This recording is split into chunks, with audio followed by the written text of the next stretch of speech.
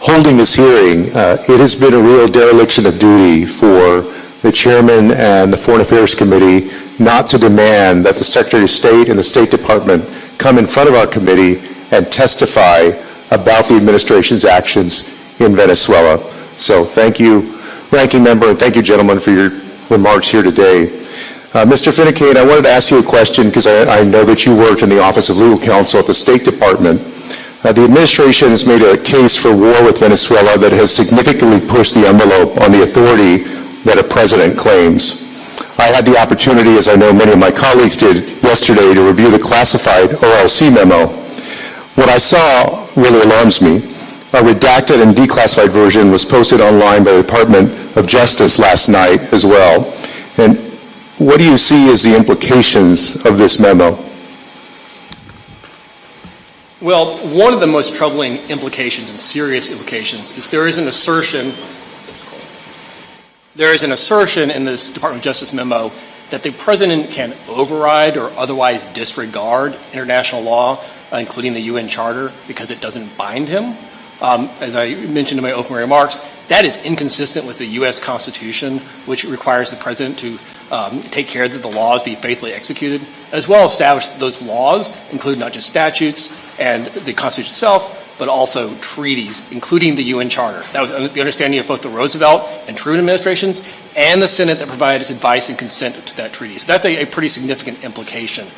More broadly, this opinion, it frames this operation as a law enforcement operation. And somehow that authorizes the use of the military in this dramatic fashion. Okay, but this is not, framing it in these terms is misleading, as Ambassador Shannon said at the outset. Okay, this is a massive military operation in Venezuela.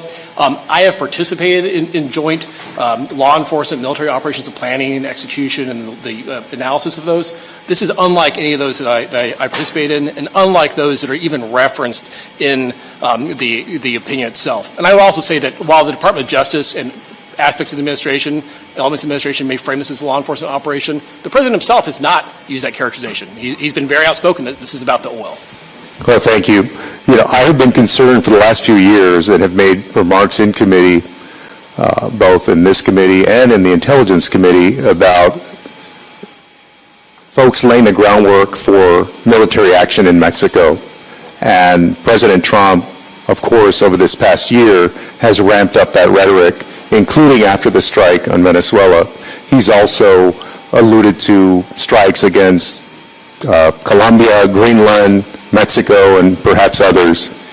What do you think that this portends, this action in Venezuela portends for war with Mexico or Colombia or other places? And then before you all answer real quick, and Mr. Mora, you know the long history of U.S. intervention in Latin America.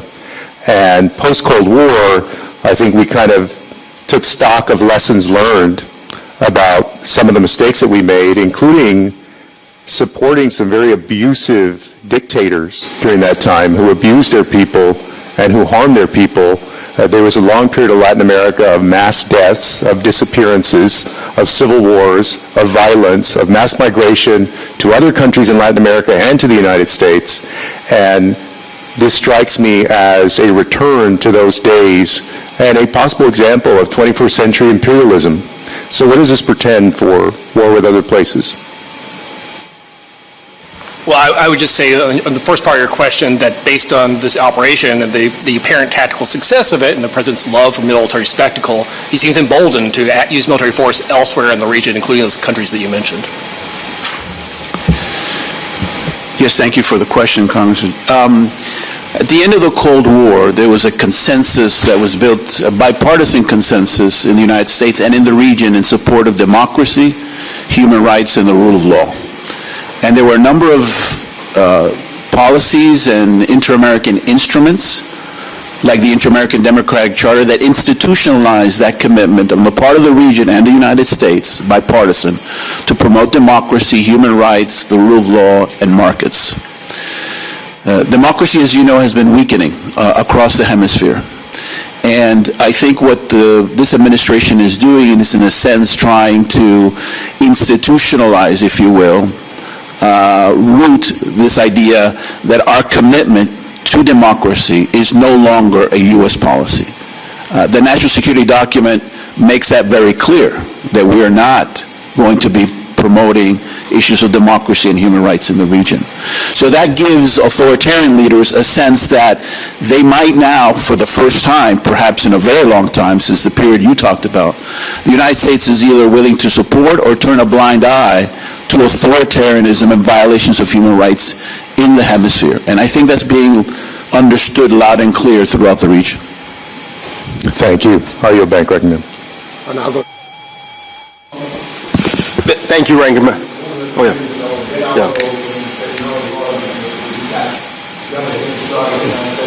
Yeah.